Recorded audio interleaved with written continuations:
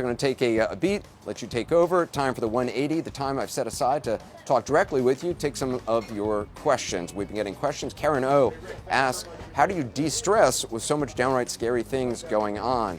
I'm not really good at de-stressing. I think that's probably why I am pale as a ghost. Try to work out, try to get a lot of sleep, try to read and watch like Narcos, which I find relaxing. So the fact that I watch dramas like Narcos and find them relaxing gives you a little sense of what the stress is like sometimes, but that's what I do, I guess, to de-stress. Next question, what's the most challenging thing about your job? That's from Laura S., I think it was. Most challenging thing about my job, I mean, a lot of different places, it's different things. I mean, in a story like this, you're up basically 24 hours because you're working on Finnish time, but you're also working on U.S. time zones. You know, in a war zone or disaster zone, the most difficult things are obviously emotionally covering the kind of things you see, and also just logistical things, finding gas, finding a place to stay.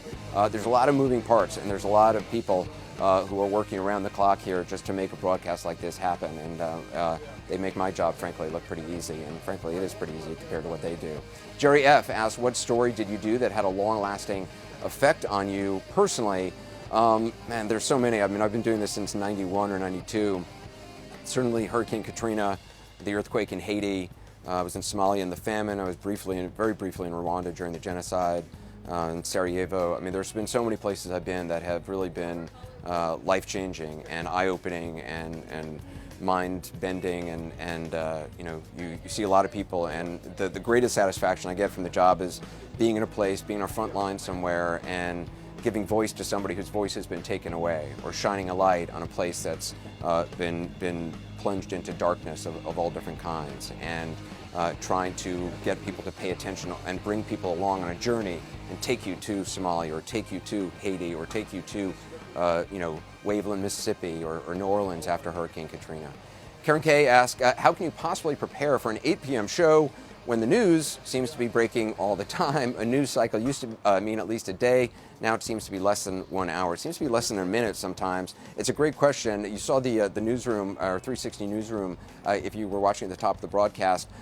We have a ton of people, and all day long we start early in the morning preparing for the 8 p.m. broadcast. But these days, so much news is breaking from CNN, from the New York Times, the Washington Post, the Wall Street Journal. A lot of the folks who are working in that newsroom, all the story, and there's my MTC, the story that we've been planning, or the stories, the broadcast we've been planning all day, we chuck that out really at the last minute, or even sometimes when we're in the middle of a broadcast, because there's news that breaks, and that's what CNN is all about, going with the latest information, getting it right, and bringing it to you. So thanks for your question. That's it for us. That's the latest from Helsinki here on Facebook. The last thing I have for you is what you told me. When Putin delayed the summit, was it a ruse or just rude?